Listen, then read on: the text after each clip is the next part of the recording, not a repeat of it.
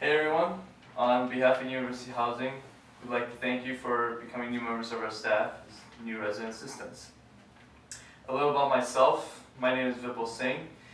I've been a resident assistant at Sandburg West Tower for 2 years now, and today I'll be talking to you about how to create bulletin boards, which tends to be something that most new RAs struggle with. It's a very common thing. I've been given lots of feedback in my 2 years here from my supervisor, other students, and other RAs on how to make my bulletin board better. So I think I'm highly qualified to give this presentation. Specifically, I'll be talking about the organization needed for a bulletin board, the creativity required, and how to elicit a goal-oriented emotional response. I have brought 2 examples here, a good one on my right and a bad one on my left. So, first thing I would like to talk about is organization. Why is it important? Well, it's simple. If you have organization, things are easier to read and they're easier to follow, not just by you, but other people that walk past it. So, if we look at the bulletin board on my right, you can see there's an easy to read title. There's 2 distinct examples that relate to the title, and everything in this bulletin board is structured well. There's step-by-step instructions for the examples that are given, and everything, like I said, is placed correctly. It's not jumbled around. Now, on the contrary, with the bulletin board on my left, the pictures are all over the place. They've been just taped on. There's no title. I have no idea what this bulletin board's about, and there's no structure. These ones, unlike the one on my right, are all jumbled around. There's no main theme, which relates to the title. I have no idea what's going on. So it's important to have organization because it's easy to read and easy to follow. Second thing I'd like to talk about is how creativity is an important factor in creating the bulletin board.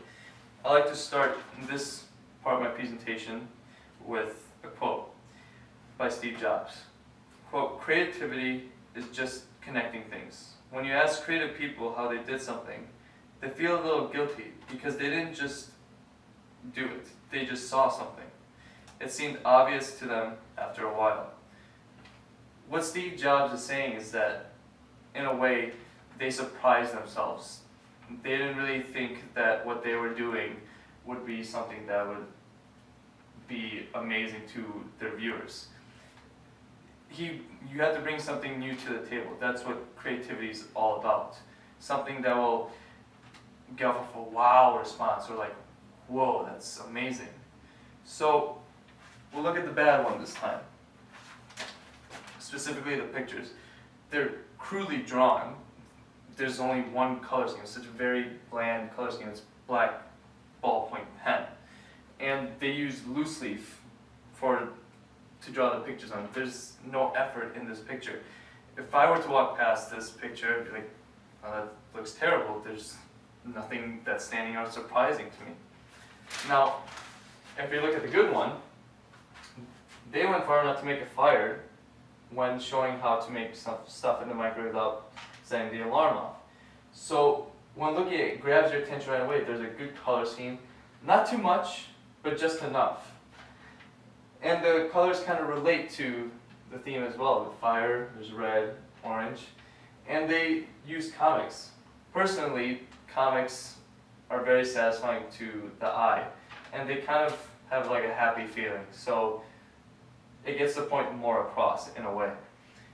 If creativity is not used efficiently, such as the one on my left, people are just going to walk past it, look at it for about 3 seconds, and not acknowledge the message that's being displayed.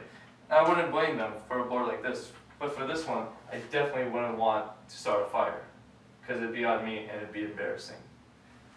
I can't tell you how many times people have started fires, and it's probably because they weren't given a clear set of instructions.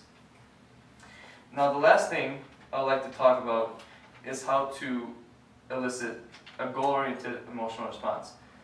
you may ask yourself what I mean by that.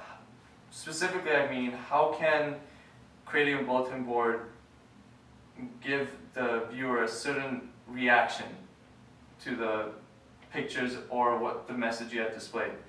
So, looking at the bad one, again, if I were to walk past it, before we looked at the creativity of it, but if I were to look at the central meaning of this, I would be very confused.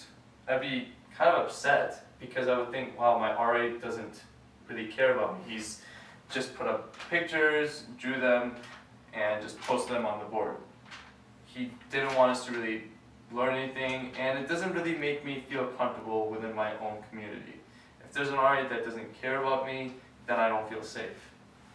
Now, looking at the one on my right, I would feel pretty safe with this kind of RA. As you can see, they put a lot of effort into it. Again, with the fire, it takes a lot of work making fire, as good as this person did. And with the central message that's being displayed, how to not set a fire alarm off, it makes me feel safe. My RA wants me to be safe and not screw up. You screw up all the time in college, but you have to think about the small mistakes and not screw up. So, central theme, so for this one, is how to not set a fire alarm off. There's many other examples that can be used. Can you guys give me some examples that can be used as a central theme or topic? Sporting events. That's right. Some campus activities. Okay. Academic resources. Correct. Those are all great examples. If you use those examples and really put effort into it and show that you care about it, you will nail the part on how to elicit an emotional response. So I talked to you today about 3 important factors. There's lots of other factors that make a bulletin board great, but specific 3 consisting of organization, creativity, and how to elicit an emotional response will not only contribute in a great bulletin board, but it will also make an impact on yourself and other students and other people that walk past it.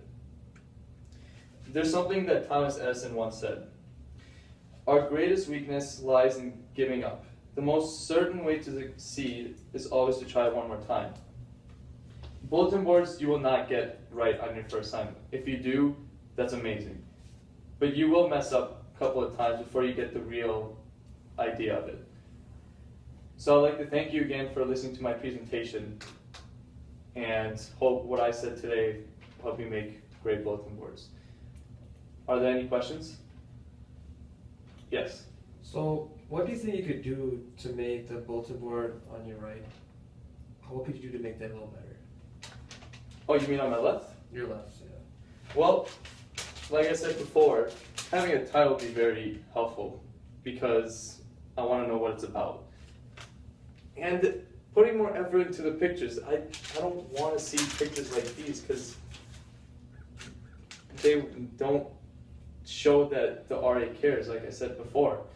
And structure it well. This one is structured amazing. It's in columns and rows, and it looks nice. It's nice to look at. I want to feel great when looking at it. Any other questions? All right. Thank you for listening. Thank you.